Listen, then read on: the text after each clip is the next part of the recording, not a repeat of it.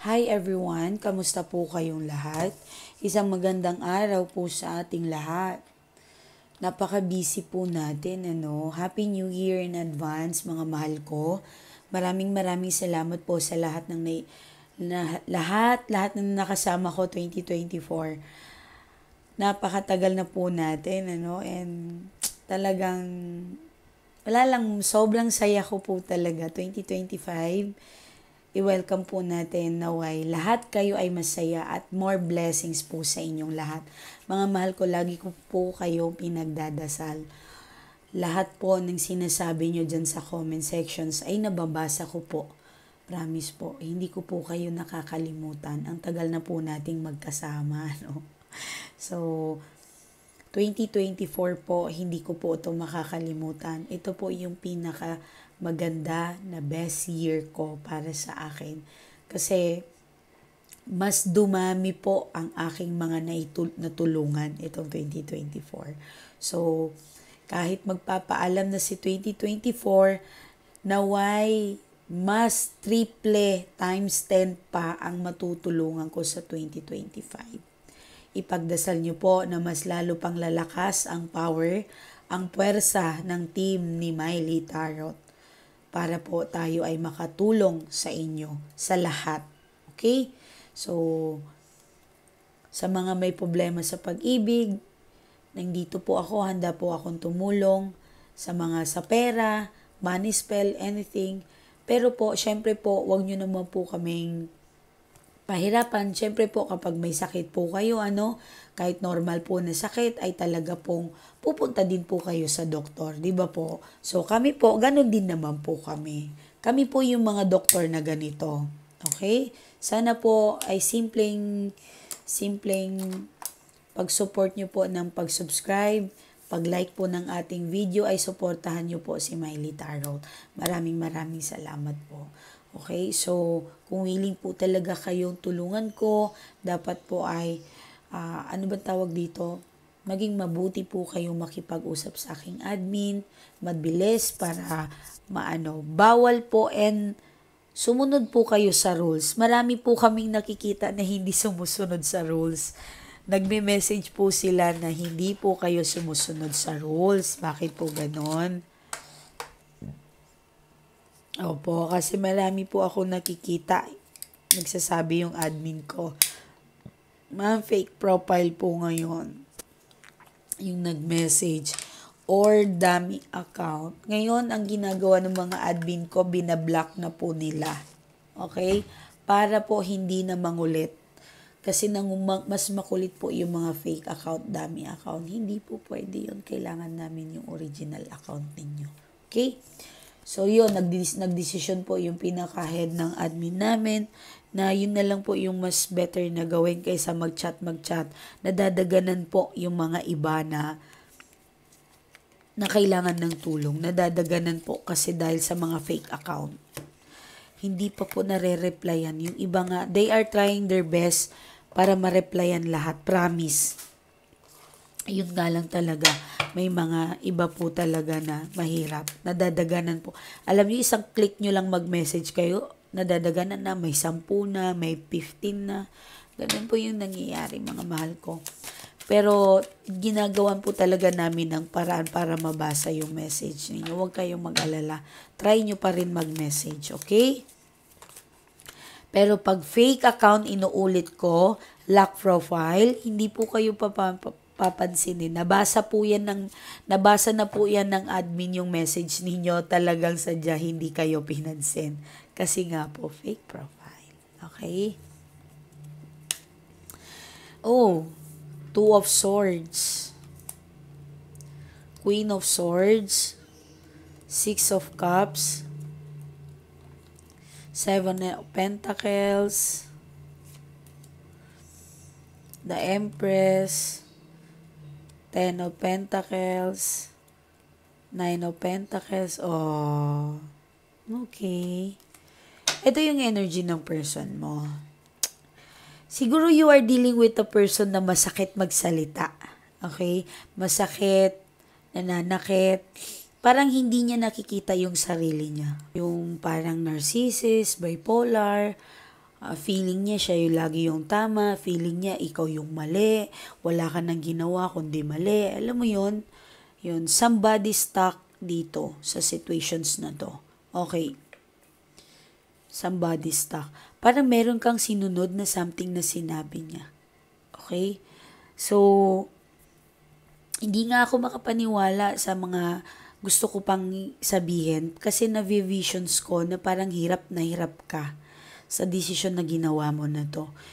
Which is hindi ko pa matukoy kung ano talagang desisyon. Maring may let go ka, may binaba mo yung pagkatao mo, alang-alang dito sa person na to, alang-alang sa pagmamahalan ninyo, pwede pong ganon. Nag-sacrifice, okay? Baka po something na nag-sacrifice din po kayo, okay? Yan. So, ang nangyari, 6 of Cups and 7 of Pentacles, ang nangyari, someone na parang meron din siyang pinagsisihan. Simula na. Siguro, nung first time kayong nagsasama,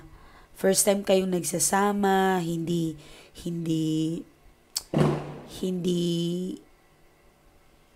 niya expected siguro na ganito ang kalalabasan. Okay? Siyempre, dapat, di ba, yung mga bagong in love, bagong pagsasama, masaya naman po talaga. Di ba po, lahat naman po talaga ay darating yung problema na sa kalagitnaan na. Di ba? So, eto parang something na namimiss niya yung sarili niya, yung dating masaya pa siya. So, ibig sabihin, hindi siya masaya sa'yo. Sa ngayon, baka po before na nagsama kayo, ay okay na okay po yung mga flowing ng okay? Very enjoyment, full in love, and stability. Feeling ko may kakayanan tong lalaki na to. Or, kung hindi naman po walang kakayanan, maring ikaw. Marunong ka sa business, marunong ka sa trabaho, mataas ang posisyon mo, okay? Meron stability. Pagdating sa pera, wala po kayong problema. I think, marunong kayo, nagtatrabaho kayo, may pera, di ba? And something and so on, ganun. So, pero may energy dito, parang meron kang ambigat na iniisip. Ay, again ha, huwag kayong matulog na nai-stress kayo ha. Kasi alam nyo bakit? Yung aneurysm po ngayon, ang sakit ng 2025. Matutulog ka na stress, masakit ang ulo. Gamutin nyo muna po yun. Kung sobra na yung sakit ng ulo nyo, paracetamol. Huwag po kayong uminom na mga alaksan, yung mga matatapang na gamot, yung magaan lang po na gamot. Okay? So, kasi po, huwag po kayong matulog na masakit ang ulo ninyo. Tandaan nyo po yun. Okay? Pag iba kasi yung sakit ng ulo ng kulang sa tulog, iba rin po yung sakit sa ulo na bigla na lang. Yung mga may high blood, bantayan nyo po ang inyong maintenance. Lagi nyong iinumin. Lemongrass, lemongrass, pwede po yun. Diba yung tsaa? Yung bawang. Pero ayoko ng bawang. Hindi ko kaya yun. Nakakabaho ng bunganga po yun. Try nyo po yung lemongrass. Meron pong tea. Okay? So, mag-ingat-ingat po kayo. Meron po akong kapitbahay dito na may high blood, kaya po alam ko yan. So, siya po yung nag-advise noon, yung parang naghahatid-hatid sa akin. Yung doon ko po nalaman sa kanya na yung lemongrass po ay nakakatulong po yun. Okay? So, yan, kagaya ng sinabi ko, meron kang something na manifestations, trabaho, magtatrabaho ka ba? Bagong pupuntahan, bagong gawin, plano, sikapin mo. Sikapin mo ito. Gawin mo, matutuloy daw po yan. I-protect mo yung sarili mo. Okay? Kung ano man po yung lakad mo na pangarap mong makakaalis ka. Kung pangarap mong mag-iba nagtrabaho, makakapagtrabaho po kayo. Ang ganda ang ganda ang sagot sa inyo ng cards. Kasi dito parang minamaliit ka eh. Parang minamaliit ka. May something. Hindi ko alam kung pamilya ng asawa mo o pamilya ng person mo or family mo. Parang ang liit-liit ng tingin nila sa inyo. Dahil ba sa wala kang trabaho, possible po yun. Possible dahil wala tayong pera, pwede po yun. Okay, doon po sa mga walang trabaho, alam nyo mga madam ko, mga boss ko, wag nyo pong hayaan na wala po kayong trabaho. Meron po ako mga client, ma'am, housewife lang po ako. Housewife lang po ako. Actually, yun po ang pinakamahirap na trabaho. Yung housewife, walang sahod, 24/7. Kailangan robot ka. Kailangan pag-uwi nila malinis ang bahay. Daig mo pa ang katulong. Daig mo pa ang alipin. Housewife, nanay, tatay, kapatid, yun ang papel mo. Meron nga akong client, hindi na nakapag-asawa, nag-alaga na lang ng nanay, tatay, parents o ano man.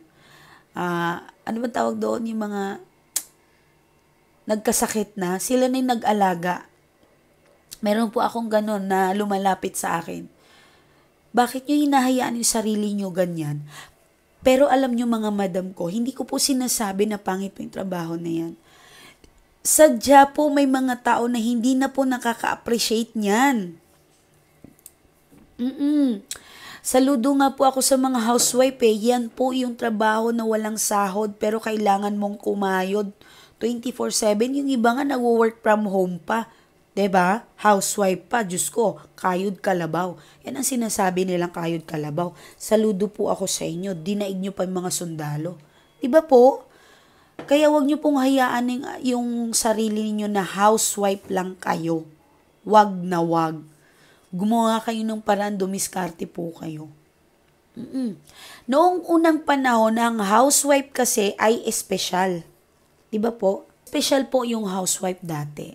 Ngayon po, sa generations po natin, tain na tayo. Tain na ang housewife. Totoo po yun. Mas mataas pa po ang tingin nila sa katulong kaysa sa housewife. Wala na pong nag-aangat ngayon sa mga babae na nagtatrabaho at nag-aalaga, mas pinili pang alagaan ng anak ang asawa. Wala na po ngayon sa panahon ngayon. Sa hirap ng buhay, wala na pong nakaka-appreciate sa inyo. Okay? So get your ass to work. Get your ass a work. Okay. Sorry kung di ako perfect mag-English, pero tinatry ko po na maintindihan ninyo. Bahala kayo kung magalit kayo sa akin.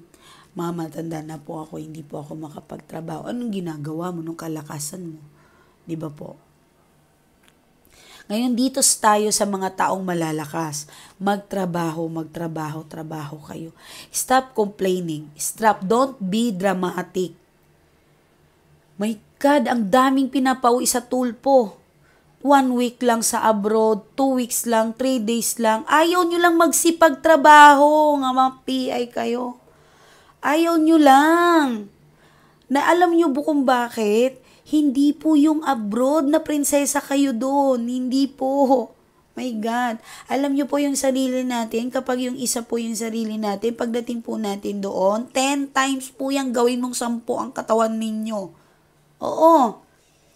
Yung dito na 35 square meter, 55 square meter, 100 square meter yung linilinisan ninyo. Pagdating nyo doon, mababa na ang 300 square meter na bahay. My God. Kaya bago mag-abroad, mag-isip-isip ka. Hindi yung kawawa yung mga agency. Day, Diyos ko. Sinisira ninyo ang business ng mga tao. Huwag kayo mag-abroad kung ganyan kayo. Nadi-disappoint lang ako. Wala naman akong sa Tulpo, pero idol ko nga si Tulpo eh. Pero sana naman po, bago nyo pong tulungan, mag-imbestiga naman po kayo. Di ba po? Sana po tulungan nyo po yung mga sinasaktan na bata.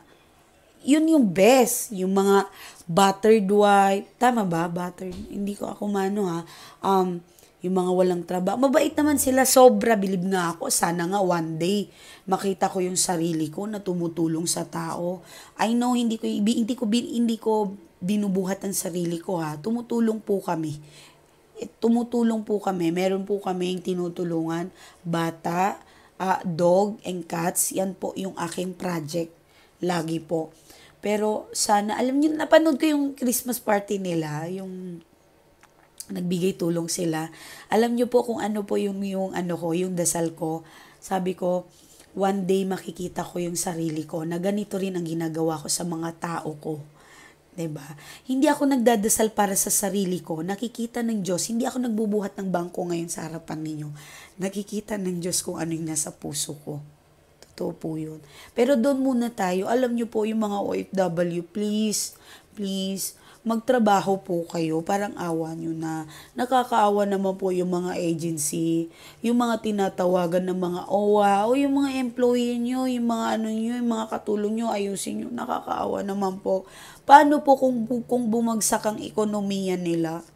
Na bankrupt po sila dahil sa mga kakaganyan natin, 'di ba po? At sana po ipagdasal po natin yung government po natin, magkaroon po ng stricto para sa employer.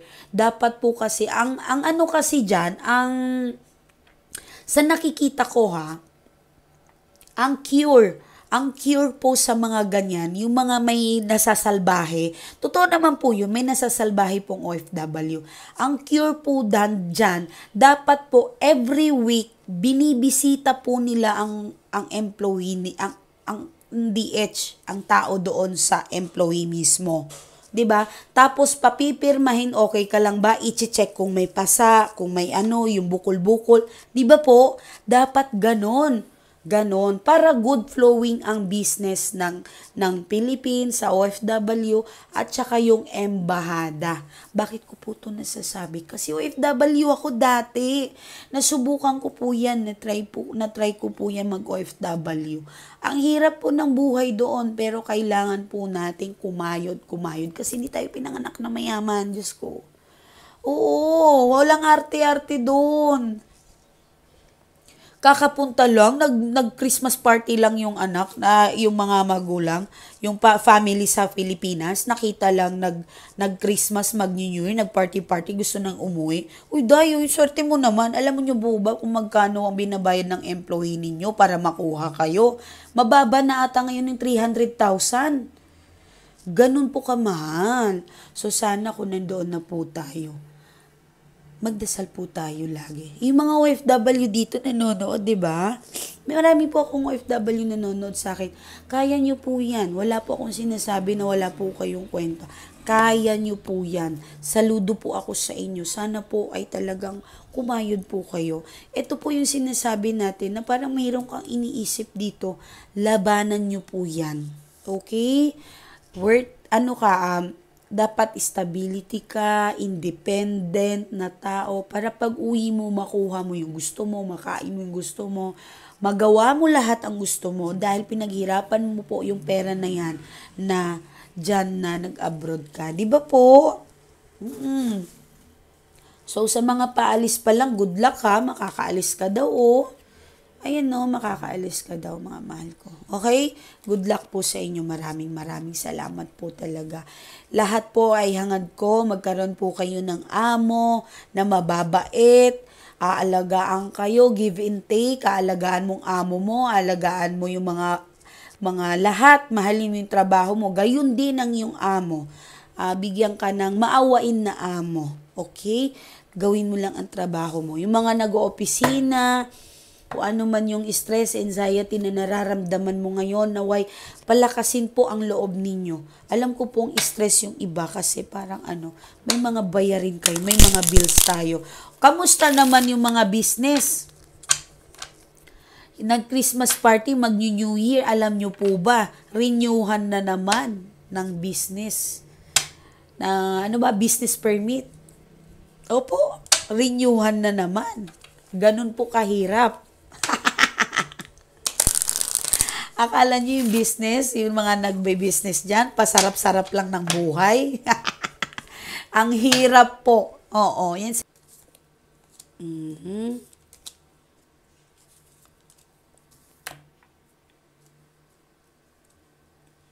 Meron kang inaalala sa family mo? Parang meron. Okay. Pero meron din ako nakikita dito, the other side of energy ng cards mo. Parang something, yung iba po sa inyo, talagang umaasa kayo sa partner ninyo. Pangit po ito. Okay? Yun nga, yung sabi ko, housewife, lumabas na naman to. So, may nanonood po talaga dito sa akin.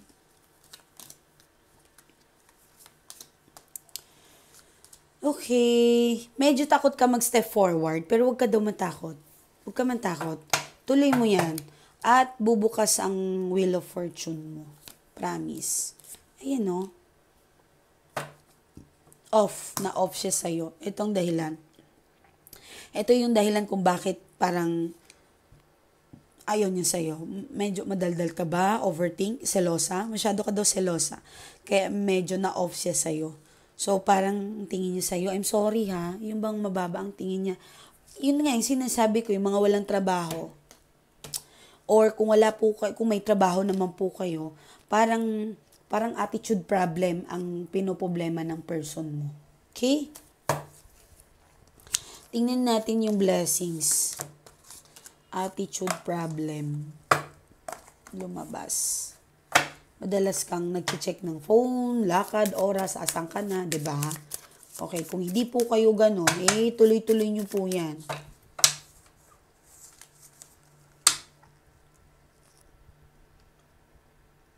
Meron talaga umiiyak.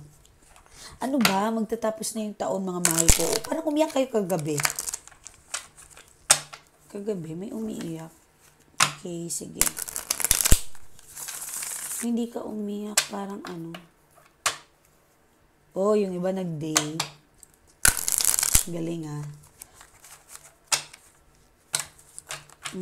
Sige. May bata sa tabi mo ba? May nakikita ako eh. Wow. O, diba?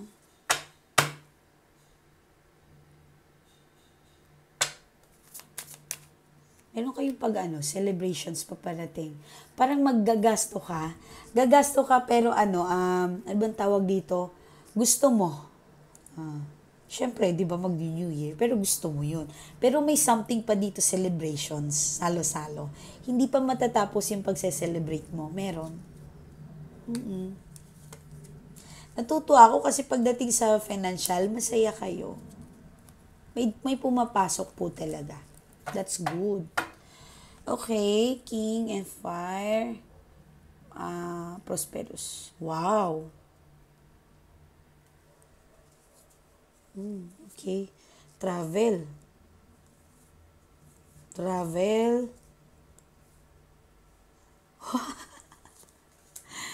Ala, tingnan nyo. Sunod-sunod yung cards nyo. Ang ganda.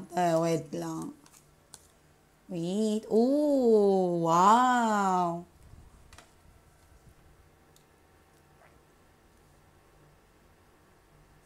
Kung meron kang posisyon na gusto, ito talagang inaantay ng iba, di ba? Magtataas yung sahod. Magtataas, gustong-gusto ka ng lahat, gusto ka ng boss mo. Kung wala kang boss, yung mga nasa paligid mo, gustong-gusto ka nila. Yung mga yung mga taong nakaka-appreciate sa'yo. Okay. May anak kang yayaman. Kung may buntis na nanonood dito, kung hindi ka mabuntis, nanganak ka, meron po. Yung anak mo yayaman.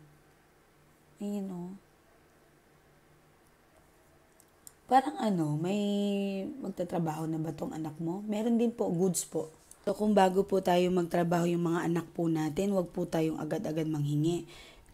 Let them enjoy muna yung pera nila, yung mga pinaghirapan nila, no po. Huwag po tayong umasa kaagad-agad, 'di ba? Sapat na po bigyan natin sila ng 3 months, 6 months para ma-enjoy po nila yung kanilang mga sahod. Okay? So, huwag ka mag-alala, magre-retire ka daw ng may masaya. Okay? Ayan. So, balik tayo doon. Tingnan natin yung person nyo. Oh, yun. So, 5 of Swords and 7 of Wands. Nahihirapan.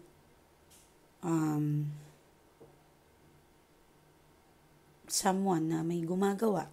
Ayan o, tinatrabaho siya. Meron pa rin. Gustong-gusto siyang makuha ng babae nito. Kasi 7 of Wands, katabi siya ni 5 eh. So, talagang gagawin ko ang lahat. Parang may sinasabi siyang ganun. Yan. Queen of Wands and the Judgment. Nakakalungkot naman to. Masaya sila kapag nag-aaway kayo or malungkot. Masaya. Okay, may blessings din sa person mo. Okay. Sa mga single, baka may bagong love na itong person mo. Baka meron na. If ever. Magpa-reading kayo kung gusto nyo. Kung hiwalay na kayo. Kung hindi man, actually, nung naging kayo, blessed siya. Blessings. Kasi meron po talaga mga compatible. Hindi nyo alam na hindi kayo, compatible kayo. May mga ganun po talaga. Ayan po, inaantay niya rin ang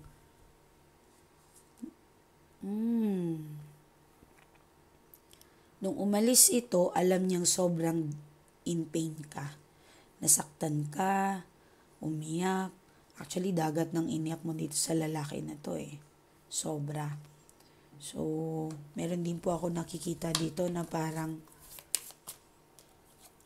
20%, 50-50 po na maaari pong mawala na yung love niya sa inyo. Kasi po, nahamahi ka siya. 50-50 na to. Baka malala na. Ayan. May lakad siya, may pupuntahan. Travel to eh. Travel. Ayan. So, yung kadil niya, yung iba po sa inyo, baka po may pera. Kung wala po itong pera, kaya nga lang talaga magpagawa. Okay. Parang malayo. Malayo yung energy ng babae. Baka po wala po kayong idea sino to. Yes. Wala kang idea. Pero gusto mong kilalanin. Pero kung kilala mo tong babae na to, iniilag naman yung sarili niya. Yes. Ayaw niya naman ng magkagulo or maiskandalo kayo. Yon. Okay? Parang nakilala niya ito kung hindi po sa trabaho to, online.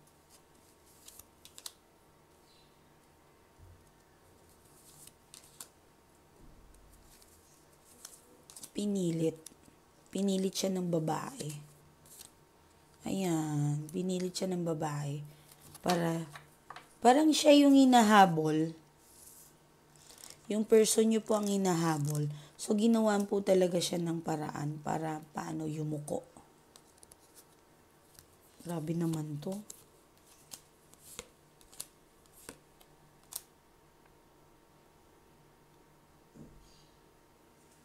Mag-ingat-ingat po kayo sa kausap nyo. Baka po may kausap kayong kamag-anak niya or friends. Hindi po siya totoo. Ayan. Hindi po siya totoo. If ever.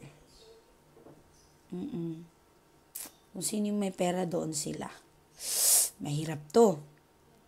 Meron sa loob ng pamamahay na kalaban mo or sa family. Yan.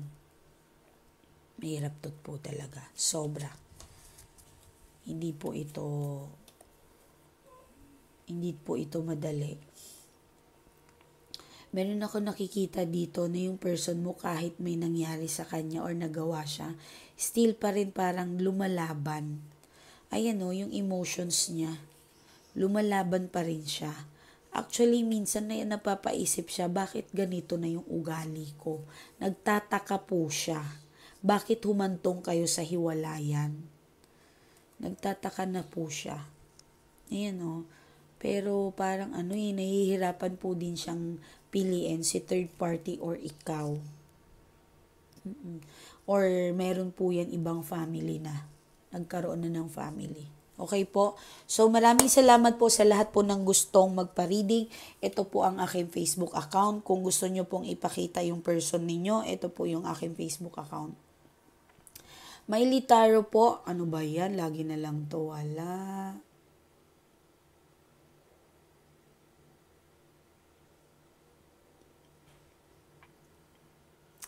Okay. Huwag pong magme-message sa aking number. Sa messenger po kayong mag-message. Bawal po dito. Messenger po, ito po yung messenger. Okay? Yan po ang messenger natin. Okay. Ma'am, maraming salamat po sa lahat din na itulong mo sa akin. iba pala yung feelings kapag mag-message na sa'yo, ma'am. Halos hindi po ako makatype. Nung bumalik po ako dito, super pong zero ako. Wala akong pera, wala lahat. Hindi ko po lubos akalain na magbabago po ang buhay ko simula na pong nakilala kita. Sa tagal ko na pong OFW, sa tagal ko na pong nagtatrabaho, never po akong nakapera. Sa totoo lang, ma'am, himala ka sa amin. Tunay na anghel ka. Worth it po ang bayad sa'yo. Tama ka rin naman po, even po nang sabi ninyo, yung may sakit nga po, yung may cancer, nagpapagamot sa doktor. So, ganun din naman po kami. Kailangan po namin pong gumasto pa rin kung gusto namin mabago ang buhay namin. Yes po, tama naman po, ganun po talaga. Okay, salamat kay ma'am na unawaan niyo. Para sa akin po, worth it po talaga. Kasi po, sabi niyo po sa akin, make sure niyo po na malinis ang puso natin. Kailangan po walang dagot, wala tayong blockages, wala tayong hinanakit, galit sa past, para po magtuloy-tuloy ang inyong trabaho. Sinunod ko po ang inyong mga sinabi, ma'am. Nagpatawad po ako mula sa parents, sa kapatid, sa lahat ng mga nangloko sa akin. Isa na din po ang aking person. Pinatawad ko po ito ng buong puso silang lahat. At hindi ko po namamalayan na naging okay po ako pa konti-konti, ma'am. Flowing na din po ang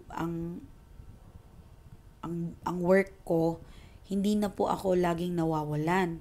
Napapansin ko po, ma'am, simula nang nakilala kita, kahit po yung mga boss ko, hindi po ako napapabayaan. Although may mga problema, pero hinaharap ko po yan ng lakas ng loob. Dahil naniniwala po ako, protektado mo ako, ma'am. Maraming salamat, ma'am. Hindi po katulad nung last na hindi kita kilala. Ang daming pagsubok sa buhay ko na dumating, ma'am. Halos magpakamatay na po ako. Okay. So, kumuha po kayo ng pinya. Mananaginip po kayo, naliligo kayo, gold, lupa, bahay, lahat. Pag nanaginip po kayo ng naliligo po kayo, pera po yan, blessings. Okay? Yan, malakas po talaga ito si pinya. Ang dami na pong nanaginip.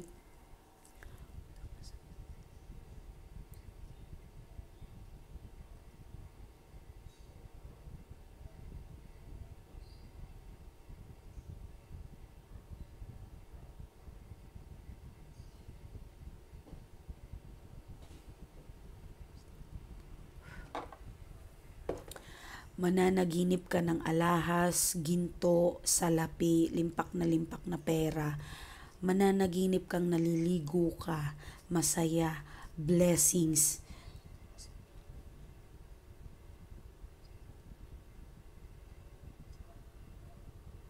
Bahay, lupa, mansyon.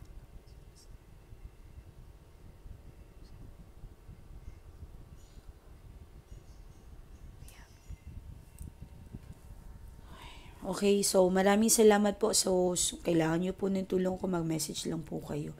Okay, maraming salamat. Bye-bye.